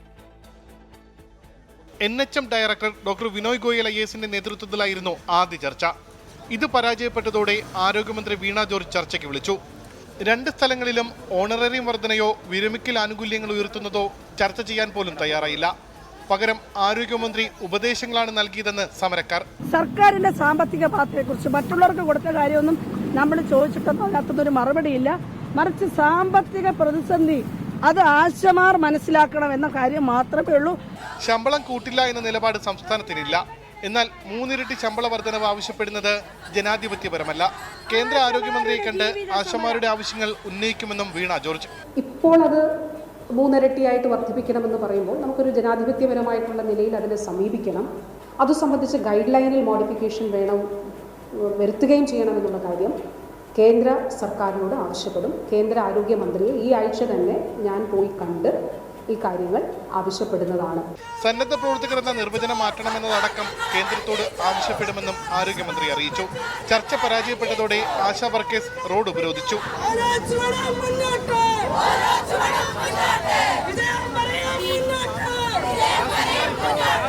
എത്ര ദിവസമായി ഈ പെരുമഴയത്ത് വെയിലത്ത് കിടക്കുന്നു. ഞങ്ങളിൽ പെരുമഴ കൊള്ളും. ആശാ വർക്കർമാർ മലയും കാടും എല്ലാം തോടും താണ്ടി തന്നെയാണ് പ്രവർത്തിച്ചുകൊണ്ടിരിക്കുന്നത്. ഞങ്ങൾ സഹിക്കും, പക്ഷേ ഒരു പരിധി ഉണ്ടെന്ന് ഓർക്കണം. അതിനൊക്കെ ചർച്ചകൾ പരാജയപ്പെട്ടതോടെ നാളെ മുതൽ അനിശ്ചിതകാല നിരാഹാര സമരം ആരംഭിക്കാനാണ് ആശാ വർക്കേഴ്സിന്റെ തീരുമാനം. പ്രതിപക്ഷ നേതാവ് ഇന്ന് മുഖ്യമന്ത്രിയെ കണ്ട് സമരം ഒത്തുതീർപ്പാക്കണമെന്ന് ആവശ്യപ്പെട്ടിരുന്നു. 24 തിരുവനന്തപുരം. ആശാ വർക്കേഴ്സിന്റെ ഇൻസെന്റീവ് വർധന സമയബന്ധിതമായി പരിഗണിക്കുമെന്ന് ആവർത്തിച്ച് കേന്ദ്ര ആരോഗ്യമന്ത്രി JP നദ്ദ. ആരോഗ്യ മന്ത്രാലയത്തിന്റെ ഉന്നതതല സമിതി ആശാ വർക്കേഴ്സിന്റെ ഇൻസെന്റീവ് വർദ്ധിപ്പിക്കാൻ ശുപാർശ ചെയ്തിട്ടുണ്ടെന്നും കേന്ദ്രമന്ത്രി രാജ്യസഭയിൽ പറഞ്ഞു. मैं इतना ही कहना चाहूंगा क्योंकि मिशन स्टीयरिंग ग्रुप ने इसमें आशा वर्कर्स के फाइनेंशियल सिचुएशंस को ध्यान में रखते हुए इसको और जितना समय समय पर एनहांस करने की बात आएगी वो हम जरूर करेंगे. അതേസമയം പ്രസ്താവനകൾ കൊണ്ട് മാത്രം കാര്യമില്ല, പരിഹാരമാണ് വേണ്ടതെന്ന് ആശാ വർക്കേഴ്സ് പ്രതികരിച്ചു. നേരത്തെ അങ്ങനെ ഒരു പ്രസ്താവന നടത്തിയിരുന്നല്ലോ, ഒരാഴ്ച മുമ്പ് അങ്ങനെ നടത്തിയിരുന്നു. നമുക്ക് വേണ്ടത് പ്രസ്താവനകളല്ല. എന്തിനാണ് ഈ പ്രസ്താവനകൾ? ഇനി തീരുമാനമാക്കുന്നതിന് എന്താണ് തടസ്സം? പട്ടിണി കിടക്കുകയാണ്. ഈ കിട്ടുന്ന പണം മുഴുവൻ ബാങ്കിലിടുവാണോ? കടം വാങ്ങാൻ ഒരാളില്ല. ഉറപ്പില്ലാത്തൊരു വരുമാനത്തിന് ആരാണ് കടം കൊടുക്കുന്നത്? മറ്റൊരു വാർത്തയിലേക്ക്. നടൻ ആസിഫ് അലിയും സംഗീത സംവിധായകൻ രമേശ് നാരായണനും തമ്മിലുള്ള പിണക്കം മാറി. മുഖ്യമന്ത്രി പിണറായി വിജയൻ നിയമസഭാ മന്ദിരത്തിൽ വെച്ച് നടത്തിയ ഇഫ്താറിലാണ് ഇരുവരും സൗഹൃദം പങ്കിട്ടത്. ഞാൻ നിങ്ങളോട് എന്താ പറയുക എന്ന് പറഞ്ഞ രമേശ് നാരായണനെ ആസിഫ് അലി ആശ്ലേഷിച്ചു. ആസിഫ് അലിയിൽ നിന്ന് രമേശ് നാരായണൻ അവാർഡ് വാങ്ങാൻ തയ്യാറാകാത്തത് നേരത്തെ വിവാദമായിരുന്നു. സലിം മാലിക്കാണ് തിരുവനന്തപുരത്ത് നിന്ന് ചേരുന്നത്. സലിം, മുൻപും ഈ പ്രശ്നം ഒരു വിവാദമാക്കരുത് എന്നാണ് ആസിഫ് അലി പറഞ്ഞിരുന്നത്. ഇപ്പോൾ ഇരുവരും തമ്മിൽ നേരിൽ കണ്ടു. അവർ ആശ്ലേഷിക്കുന്നതും ദൃശ്യങ്ങളിൽ നിന്ന് കാണാൻ സാധിക്കുന്നുണ്ട്. എന്താണ് അവിടെ സംഭവിച്ചത്? പ്രവിധ നാളുകൾക്ക് മുൻപ് ആസിഫ് അലിയും രമേശ് നാരായണനും തമ്മിലുണ്ടായിരുന്ന ഒരു പ്രശ്നം, അത് വലിയ നിലയിൽ രമേശ് നാരായണൻ സൈബർ ആക്രമണം ഉൾപ്പെടെ നേരിടുന്ന തലത്തിലേക്ക് എത്തിയിരുന്നു. ആ സംഭവത്തിന് ശേഷം പിന്നീട് ഇന്നാണ് ആസിഫ് അലിയും രമേശ് നാരായണനും ഒന്നിച്ച് കണ്ടുമുട്ടുന്നത്. അത് മുഖ്യമന്ത്രി സംഘടിപ്പിച്ച ഇഫ്താർ വിരുന്നിൽ, നിയമസഭാ മന്ദിരത്തിൽ വെച്ച് സംഘടിപ്പിച്ച ഇഫ്താർ വിരുന്നിൽ വെച്ചായിരുന്നു ആ കൂടിക്കാഴ്ച. കണ്ട ഉടൻ തന്നെ ആസിഫ് അലി ഞാൻ നിങ്ങളോട് എന്താ പറയുക എന്ന് ചോദിച്ച് കെട്ടിപ്പിടിക്കുകയായിരുന്നു. അത് ദീർഘനേരം ആ സ്നേഹം അങ്ങനെ സ്നേഹപ്രകടനം നീണ്ടു നിൽക്കുകയും ചെയ്തു. നേരത്തെ ഈ സംഭവം ഉണ്ടായത്, ഇവരുടെ ഈ പ്രശ്നം തുടങ്ങുന്നത് ഈ MGയുടെ രചനകളെ ആസ്പദമാക്കിയുള്ള ആന്തോളജി ചിത്രം മനോരഥങ്ങളുടെ ലോഞ്ചിങ് വേദിയിലായിരുന്നു ഈ സംഭവം ഉണ്ടായിരുന്നത്.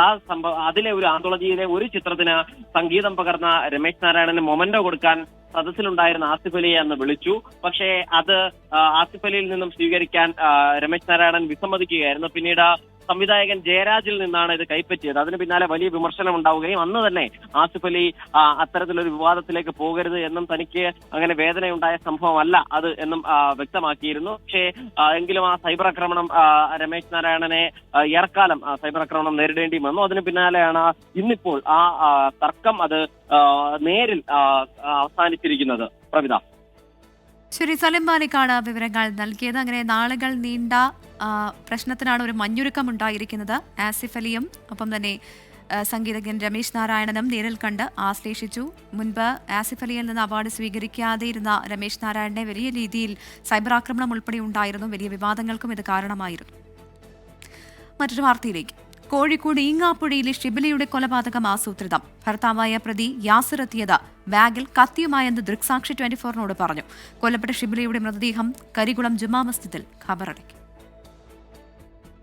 ലഹരിക്കടിമയായ ഭർത്താവ് യാസിറിന്റെ ശല്യം സഹിക്കാൻ വയ്യാതെയാണ് ഷിബില ഈങ്ങാപ്പുഴ കക്കാടുള്ള സ്വന്തം വീട്ടിലേക്ക് താമസം മാറിയത്. കയ്യിൽ കരുതിയ പുതിയ കത്തിയുമായി ഇന്നലെ വൈകിട്ടോടെ യാസിർ ഈ വീട്ടിലേക്കെത്തി. നോമ്പ് തുറക്കുകയായിരുന്ന ഷിബിലയെയും മാതാപിതാക്കളെയും കുത്തി വീഴ്ത്തി. 3 വയസ്സുള്ള സ്വന്തം മകൾക്ക് മുന്നിൽ വച്ചായിരുന്നു ആക്രമണം. തടയാൻ ശ്രമിച്ചവരെയും യാസിർ കത്തികാട്ടി ഭീഷണിപ്പെടുത്തിയെന്ന് ദൃക്സാക്ഷിയായ നാസർ 24-നോട്.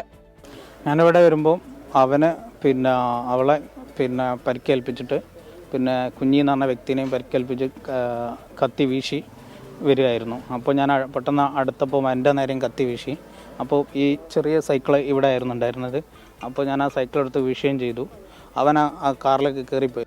പുതുപ്പാടിയിൽ ലഹരിക്കടിമപ്പെട്ട് അമ്മയെ വെട്ടിക്കൊലപ്പെടുത്തിയ ആഷിഖുമായുള്ള സൗഹൃദം അവസാനിപ്പിക്കാൻ ഷിബില ആവശ്യപ്പെട്ടത് യാസിറിനെ പ്രകോപിതനാക്കിയിരുന്നു. യാസിർ നിരന്തരം ശല്യപ്പെടുത്തുന്നുവെന്ന് കാണിച്ച് കഴിഞ്ഞ മാസം 28-നാണ് ഷിബില താമരശ്ശേരി പോലീസിന് പരാതി നൽകിയത്. യാസിറിനെ പോലീസ് ഉപദേശിച്ചു വിട്ടെങ്കിലും കൂടുതൽ നടപടിയെടുത്തില്ലെന്ന് ആരോപണമുണ്ട്. കഴുത്തിന് ഗുരുതര പരിക്കേറ്റ ഷിബില ഇന്നലെ രാത്രി മരിച്ചു. പരിക്കേറ്റ മാതാപിതാക്കൾ ചികിത്സയിലാണ്. ആക്രമണത്തിന് ശേഷം കാറുമായി കടന്നുകളഞ്ഞ യാസിറിനെ മെഡിക്കൽ കോളേജിന് സമീപത്ത് വെച്ചാണ് നാട്ടുകാർ പിടികൂടി പോലീസിലേൽപ്പിച്ചത്. പ്രതിയുമായി പോലീസ് ഇവിടെയെത്തി തെളിവെടുത്തു. കോഴിക്കോട് മെഡിക്കൽ കോളേജ് ആശുപത്രി മോർച്ചറിയിൽ സൂക്ഷിച്ചിരുന്ന ഷിബിലയുടെ മൃതദേഹം പോസ്റ്റ്മോർട്ടത്തിന് ശേഷം ബന്ധുക്കൾക്ക് വിട്ടു നൽകി. പൊതുദർശനത്തിന് ശേഷം മൃതദേഹം കരികുളം ജുമാ മസ്ജിദിൽ ഖബറടക്കി. യാസിറിന്റെ ഉപദ്രവം സഹിക്കാൻ കഴിയാതെ വന്നപ്പോഴാണ് കഴിഞ്ഞ മാസം ഷിബില പോലീസിൽ പരാതി നൽകിയത്. എന്നാൽ ലഹരിക്കടിമയായ യാസിറിനെതിരെ കൃത്യമായ നടപടി പോലീസ് സ്വീകരിച്ചോ എന്നതാണ് ഉയരുന്ന പ്രധാന ചോദ്യം. അഭിലാഷ് പള്ളിക്കരയ്ക്കൊപ്പം അഭിജിത്ത് മുഴക്കുന്ന്, 24 കോഴിക്കോട്. കൊല്ലത്ത് 2.5 വയസ്സുകാരനെ കൊലപ്പെടുത്തിയ ശേഷം മാതാപിതാക്കൾ ആത്മഹത്യ ചെയ്തു. മയനാട് സ്വദേശി അജീഷ്, ഭാര്യ സുലു, മകൻ ആദി എന്നിവരാണ് മരിച്ചത്. രോഗം ബാധിച്ചതിലെ മനോവിഷമവും സാമ്പത്തിക ബാധ്യതയുമാണ് കാരണമെന്നാണ് പ്രാഥമിക നിഗമനം. മയ്യനാട് കാരക്കുഴിയിൽ ടെലിഫോൺ എക്സ്ചേഞ്ചിന് സമീപം മാതാപിതാക്കൾക്കൊപ്പം വാടകയ്ക്ക് താമസിക്കുകയായിരുന്നു അജീഷ്. പ്രവാസിയായിരുന്ന അജീഷ് ശാരീരിക ബുദ്ധിമുട്ടുകളെ തുടർന്ന് 1 വർഷം മുമ്പാണ് നാട്ടിൽ തിരികെ എത്തിയത്. വക്കീൽ ഗുമസ്തനായി ജോലി ചെയ്തു വരികയായിരുന്നു. ഇതിനിടെ നടത്തിയ പരിശോധനയിൽ അർബുദബാധ സ്ഥിരീകരിച്ചു. ഇതിന്റെ മനോവിഷമത്തിലായിരുന്നു അജീഷും കുടുംബവും. ഇന്നലെ രാത്രി മുറിപൂട്ടി ഉറങ്ങാൻ കിടന്ന മൂവരെയും പകൽ ഏറെ നേരമായിട്ടും പുറത്തു കാണാതായതോടെ വീട്ടുകാർ നടത്തിയ പരിശോധനയിലാണ് മുറിക്കുള്ളിൽ മൃതദേഹങ്ങൾ കണ്ടെത്തിയത്. വളരെ കുഞ്ഞു നാൾ തൊട്ടേ അറിയാം, മറ്റു പ്രയാസങ്ങളൊന്നും അതായത് സാമ്പത്തികമായി പരാധീനതകളുണ്ടാവും, അതിനപ്പുറത്തേന് വളരെ ശാന്തമായിട്ട് പോയതാണ്. ഈ ഒരു അസുഖം അറിഞ്ഞതിൻ്റെ ഷോക്കാണെന്നാണ് ഒരു പ്രാഥമികമായിട്ടുള്ള വിലയിരുത്തൽ. അവ്യക്തമാണ് കാര്യം. കുട്ടിയെ ശ്വാസം മുട്ടിച്ച് കൊലപ്പെടുത്തിയ ശേഷം ഇരുവരും തൂങ്ങി മരിക്കുകയായിരുന്നുവെന്നാണ് പ്രാഥമിക നിഗമനം. രോഗവും സാമ്പത്തിക ബാധ്യതയുമാണ് ജീവനൊടുക്കാൻ കാരണമെന്ന് അജീഷിന്റെ ആത്മഹത്യാക്കുറിപ്പിൽ പറയുന്നു. സാമ്പത്തിക ബുദ്ധിമുട്ടുണ്ട്, ഇപ്പം ക്യാൻസറും ഡിറ്റക്റ്റ് ആയിട്ടുണ്ട്. അതിൻ്റെ ഒരു സ്ട്രെസ് എന്നാണ് മനസ്സിലാക്കാൻ അന്വേഷണം ചെയ്യുന്നുണ്ട്. ഇൻക്വസ്റ്റ് നടപടികൾക്ക് ശേഷം മൃതദേഹങ്ങൾ പോസ്റ്റ്മോർട്ടത്തിനായി പാരിപ്പള്ളി മെഡിക്കൽ കോളേജ് ആശുപത്രിയിലേക്ക് മാറ്റി. 24 കൊല്ലം. കണ്ണൂർ പാപ്പനശ്ശേരിയിൽ 4 മാസം പ്രായമുള്ള കുഞ്ഞിനെ കിണറ്റിലെറിഞ്ഞ് കൊലപ്പെടുത്തിയ 12 വയസ്സുകാരി മുൻപും കുഞ്ഞിനോട് ദേഷ്യം കാണിച്ചുവെന്ന് മൊഴി. തന്നോടുള്ള സ്നേഹക്കുറവ് തന്നെയാണ് ഇതിന് കാരണമെന്നാണ് പെൺകുട്ടി പറയുന്നത്. പെൺകുട്ടിയെ ജുവനൈൽ ഹോമിലേക്ക് മാറ്റും. തനിക്ക് കിട്ടിയിരുന്ന സ്നേഹം കുറഞ്ഞു പോകുമോ എന്ന ചിന്ത 12 വയസ്സുകാരിയെ കൊലപാതകത്തിലേക്ക് നയിച്ചെന്നാണ് പോലീസിന്റെ കണ്ടെത്തൽ. ഇത്തരമൊരു നിഗമനത്തിലേക്ക് അന്വേഷണ സംഘത്തെ എത്തിക്കാൻ സഹായിച്ചത് 1 മാസം മുമ്പുണ്ടായ മറ്റൊരു സംഭവത്തെക്കുറിച്ചുള്ള മാതാപിതാക്കളുടെ മൊഴിയാണ്. കഴിഞ്ഞ മാസം കുഞ്ഞിന്റെ വാക്സിനേഷൻ രേഖകൾ നശിപ്പിച്ച നിലയിൽ കണ്ടെത്തി. അന്ന് 12-കാരിയാണ് ഇത് ചെയ്തതെന്ന് കുഞ്ഞിന്റെ പിതാവ് സംശയിച്ചിരുന്നു. ഇതിനെക്കുറിച്ച് പിതാവ് പോലീസിന് നൽകിയ മൊഴിയാണ് കേസിൽ നിർണായകമായത്. തുടർന്ന് നടത്തിയ ചോദ്യം ചെയ്യലിൽ രേഖകൾ നശിപ്പിച്ചത് താനാണെന്ന് 12-കാരി സമ്മതിച്ചു. ജുവനൈൽ ജസ്റ്റിസ് ബോർഡിന് മുമ്പായി ഹാജരാക്കിയ പെൺകുട്ടിയെ ചൈൽഡ് വെൽഫെയർ കമ്മിറ്റിക്ക് കൈമാറി. ആവശ്യമെങ്കിൽ കുട്ടിക്ക് കൗൺസിലിംഗ് നൽകും. തുടർന്ന് ജുവനൈൽ ഹോമിലേക്ക് മാറ്റാനാണ് തീരുമാനം. 24 കണ്ണൂർ. വെഞ്ഞാറമൂട് കൂട്ടക്കൊലപാതകത്തിൽ പ്രതി അഫാന്റെ നിർണായക മൊഴി പോലീസിന്. പിതൃ സഹോദരനെയും ഭാര്യയെയും കൊലപ്പെടുത്തിയത് കടം വാങ്ങിയ പണം തിരികെ കിട്ടാൻ ലത്തീഫും ഭാര്യയും നിരന്തരം അധിക്ഷേപിച്ചതിനാലെന്ന് അഫാൻ. തെളിവെടുപ്പിനിടെ യാതൊരു കൂസലുമില്ലാതെയാണ് അഫാൻ താൻ ചെയ്ത ക്രൂരതകൾ പോലീസിനോട് വിവരിച്ചത്. 80,000 രൂപ ലത്തീഫിൽ നിന്ന് കടം വാങ്ങിയിരുന്നു. ഈ പണം തിരികെ ചോദിച്ച പലതവണ ബുദ്ധിമുട്ടിച്ചു. പിതാവിന്റെ ഉമ്മയുടെ സ്വർണം വാങ്ങുന്നതിനും തടസ്സം നിന്നത് ലത്തീഫായിരുന്നു. ഇതാണ് ലത്തീഫിനെ വകവരുത്താൻ കാരണം. ഷെമിയെ കഴുത്തുഞ്ഞിരിച്ച് നിലത്തിട്ട പിതാവിന്റെ ഉമ്മയെയും കൊന്ന ശേഷമാണ് ലത്തീഫിന്റെ വീട്ടിലെത്തുന്നത്. ബാഗിലിരുന്ന ചുറ്റികയെടുത്ത ഹാളിലെ സെറ്റിയിലിരുന്ന ലത്തീഫിന്റെ തലയിൽ പലവട്ടം അടിച്ചു. ശബ്ദം കേട്ട് ഓടിവന്ന സാജിദയെയും അടിച്ചു. അടുക്കളയിലേക്ക് ഓടിയ സാജിദയെ പിന്നാലെ ചെന്ന് ആക്രമിച്ചു കൊന്നു. ലത്തീഫിന്റെ മൊബൈലും കാറിന്റെ താക്കോലും 50 മീറ്റർ അപ്പുറം കാട്ടിലേക്ക് എറിഞ്ഞ ശേഷം വീട്ടിലേക്ക് പോയെന്നും അഫാൻ മൊഴി നൽകി. തെളിവെടുപ്പിനിടെ യാതൊരു കൂസലുമില്ലാതെയാണ് അഫാൻ താൻ ചെയ്ത ക്രൂരതകൾ പോലീസിനോട് വിവരിച്ചത്. ആക്രമണം തടസ്സപ്പെടുത്തുന്നവരുടെ കണ്ണിലേക്കെറിയാൻ മുളകുപൊടിയും അഫാൻ വാങ്ങിച്ചു വെച്ചിരുന്നു. ആയുധം സൂക്ഷിച്ചിരുന്ന ബാഗിലാണ് മുളകുപൊടി ഉണ്ടായിരുന്നത്. 24 തിരുവനന്തപുരം. വാർത്താമഴയിലേക്ക് വീണ്ടും സ്വാഗതം. അക്രമത്തിനും ലഹരിക്കുമെതിരെ 24ന്റെ ജനകീയ പ്രതിരോധ യാത്ര തുടരുന്നു. SKN40 മൂന്നാം ദിനം.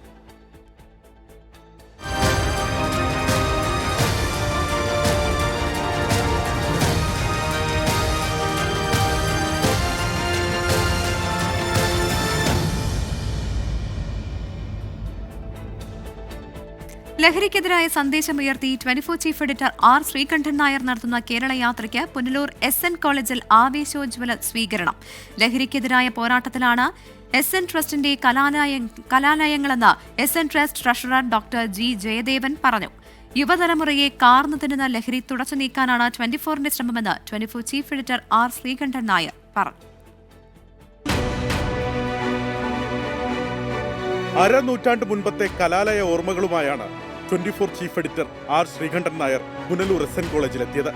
ലഹരി വിരുദ്ധ സന്ദേശമുയർത്തി SKN നടത്തുന്ന കേരള യാത്രയെ വിദ്യാർത്ഥികളും അധ്യാപകരും ചേർന്ന് ഹർഷാരവത്തോടെ വരവേറ്റു. തുടർന്ന് നടന്ന പൊതുസമ്മേളനം SN trust treasurer doctor J Jayadevan ഉദ്ഘാടനം ചെയ്തു.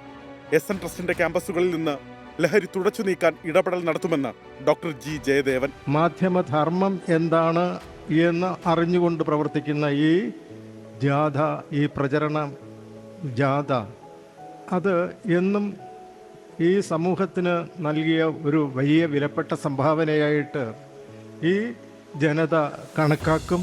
വരും തലമുറയെ മാറ്റി അവരെ നിയന്ത്രിച്ച് കൊണ്ടുവരാൻ ഉതകുന്ന ഈ പരിപാടി നടത്തുന്നതോടൊപ്പം ഇനി ഈ സംഗതി ഈ നമ്മുടെ സമൂഹത്തിലേക്ക് വീണ്ടും വരാതിരിക്കാൻ നമ്മൾ ശ്രദ്ധിക്കണം. ലഹരിക്കെതിരായ പോരാട്ടത്തിൽ പുതിയ തലമുറയ്ക്ക് വലിയ പങ്കു വഹിക്കാനുണ്ടെന്ന് 24 chief editor R Sreekandan Nair. ജീവിതത്തിൽ പണം ഉണ്ടാക്കുന്നതാണ് എല്ലാം എന്ന് നമ്മൾ വിശ്വസിക്കരുത്. പണത്തിന് മാത്രം നേടിക്കൊടുക്കാൻ കഴിയാത്ത ഒരുപാട് കാര്യങ്ങൾ, ഒരു 100,000 കാര്യങ്ങളെങ്കിലും ഉണ്ട്. നമ്മളോട് സ്വപ്നം കാണാൻ പറഞ്ഞത് ഡോക്ടർ APJ അബ്ദുൽ കലാമാണ്. പക്ഷേ നമുക്ക് നമ്മുടെ സ്വപ്നത്തിൽ പോലും നടക്കാത്ത കാര്യങ്ങളാണ് നമ്മുടെ നാട്ടിൽ ഇപ്പം നടക്കുന്നത്. ഈ കോളേജിലെ ഒരു വിദ്യാർത്ഥി പോലും ഇത്തരം മാരകമായ ലഹരി വസ്തുക്കൾ മുഖമിടിച്ച് വീഴാതിരിക്കാൻ എല്ലാവിധമായ മുൻകരുതലും കോളേജിൽ ഉണ്ടായിരിക്കണം. അപരിചിതർക്ക് കോളേജിലേക്ക് പ്രവേശനം ഉണ്ടാകരുത്. കോളേജ് കുട്ടികളെ സ്വാധീനിക്കുന്ന സംഘത്തിലേക്ക് കുട്ടികൾ കടന്നു പോകരുത്. നമ്മുടെ കേരളത്തിലെ ജനങ്ങൾ മുഴുവനും ഒന്നിച്ചു നിന്നാൽ, ഇത്തിരി ലേറ്റായി പോയി നമ്മൾ, അത് യാഥാർത്ഥ്യമാണ്. ഇത്തിരി ലേറ്റായെങ്കിലും നമ്മൾക്കിത് ഒരുപാട് കാലം വിടാൻ പറ്റില്ല. എൻ്റെ മനസ്സിലെ ആഗ്രഹം, എൻ്റെ കൂടെ സഞ്ചരിക്കുന്ന സംഘങ്ങളുടെ ആഗ്രഹം, എൻ്റെ കൂടെ പ്രവർത്തിക്കുന്ന ആത്മീയുടെയും വിജയകുമാറിൻ്റെയും താല്പര്യം, നമ്മൾ ഈ കാസർഗോഡ് എത്തുന്ന 30 ദിവസം കഴിയുമ്പോൾ എല്ലാ ഈ രാസലഹരി വിൽപ്പനക്കാരനും ഈ സംസ്ഥാനം വിട്ടു പോകണം. 24ന്റെ ഇടപെടൽ സാമൂഹിക നന്മയ്ക്കെന്ന് Punalur SN college principal Sulekha BT. സാറിന്റെ നേതൃത്വത്തിൽ നടക്കുന്ന അരുത് അക്രമം, അരുത് ലഹരി എത്രത്തോളം അർത്ഥവത്തായ ഒരു സംരംഭമാണ്. ഇന്ന് ഏറ്റവും അത്യാവശ്യമായിട്ടുള്ള നമ്മുടെ ജനതയെ ഒന്നടങ്കം രക്ഷിക്കാൻ, പ്രത്യേകിച്ചും നമ്മുടെ യുവ തലമുറയെ രക്ഷിക്കാൻ വേണ്ടിയിട്ട് 24 ചാനൽ ഏറ്റെടുത്തിരിക്കുന്ന ഈ അത്യുഗ്രൻ പരിപാടിക്ക് എല്ലാവിധ ആശംസകളും. SKNനൊപ്പമുള്ള കലാലയ ഓർമ്മകൾ പങ്കുവെച്ച് സഹപാഠികളും. SNDP Punalur union president TK Sundaresan, Santhosh Kumar, Jose Thomas, doctor Vishnu S തുടങ്ങിയവർ സംസാരിച്ചു. 24 കൊല്ലം. ആശാസമരത്തിനെതിരെ അധിക്ഷേപവുമായി CPIM കേന്ദ്ര കമ്മിറ്റി അംഗം A വിജയരാഘവൻ. സമരം നടത്തുന്നത് യഥാർത്ഥ ആശകളല്ല. 500 ആളുകളെ എവിടെ നിന്നൊക്കെയോ പിടിച്ചുകൊണ്ടുവന്ന് പണവും ചോറും കൊടുത്ത് ഇരുത്തിയിരിക്കുകയാണ്. അവർ പോവുകയുമില്ല. 6 മാസത്തെ സമരമാണെന്നും A വിജയരാഘവൻ പറഞ്ഞു. ആശ ഒരു സമരം നടക്കുന്നുണ്ട്. ആശാ സമരം യഥാർത്ഥ ആശകളൊന്നുമില്ല. കുറച്ചാളെ കാശ് കൊടുത്തുകൊണ്ടെന്ന് അവിടെ ഇരുത്തിയിരിക്കുന്നു. ഇവിടെ 10,20,000 ആശ ഉണ്ട്. അവരൊന്നും സമരത്തിലില്ല. ഒരു 500 ആളെ ഒന്നിക്കോ പിടിച്ചുകൊണ്ടിട്ട് കാശും കൊടുത്ത് ചോറും കൊടുത്ത് അവിടെ കിടത്തിയിരിക്കുന്നത് സ്ഥിരമായിട്ട്. 6 മാസത്തിലുള്ള സമരം അവരൊന്നും പോകുന്നില്ല. ആശ പോരുന്നതിന് അവിടെ അംഗൻവാടിനെ കൊണ്ടിരുത്തും, വേറെ ആരെയും കൊണ്ടിരുത്തും. പാവപ്പെട്ട മനുഷ്യരെ തന്നെ കൊണ്ടിരുത്തി പണം കൊടുത്ത് ഇടതുപക്ഷത്തെ അട്ടിമറിക്കാനുള്ള സമരത്തിന്റെ ആയുധമാക്കുന്ന ഗൂഢാലോചന കേരളത്തിൽ നടത്തുന്നു. Coimbatore RVS education trust excellence അവാർഡുകൾ സമ്മാനിച്ചു. Global entrepreneur award Shri Gokulam group of companies chairman Gokulam Gopalan ഏറ്റുവാങ്ങി. ബിസിനസ് രംഗത്തും സിനിമ, വിദ്യാഭ്യാസ മേഖലകളിലെ സമർപ്പിത സേവനത്തിനുമാണ് പുരസ്കാരം. മീഡിയ എക്സലൻസ് പുരസ്കാരം 24 assistant executive editor Deepak Dharmadam ഏറ്റുവാങ്ങി. RVS trust chairman doctor K Senthil Ganesh പുരസ്കാരങ്ങൾ വിതരണം ചെയ്തു. PK നടരാജൻ, ശ്രീവിദ്യ, സാറാമ സാമുവൽ തുടങ്ങിയവർ പങ്കെടുത്തു.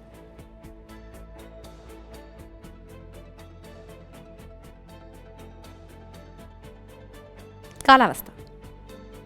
ഇപ്പോഴത്തെ കാലാവസ്ഥ സമർപ്പിക്കുന്നത് Berger paints 100 years of trust.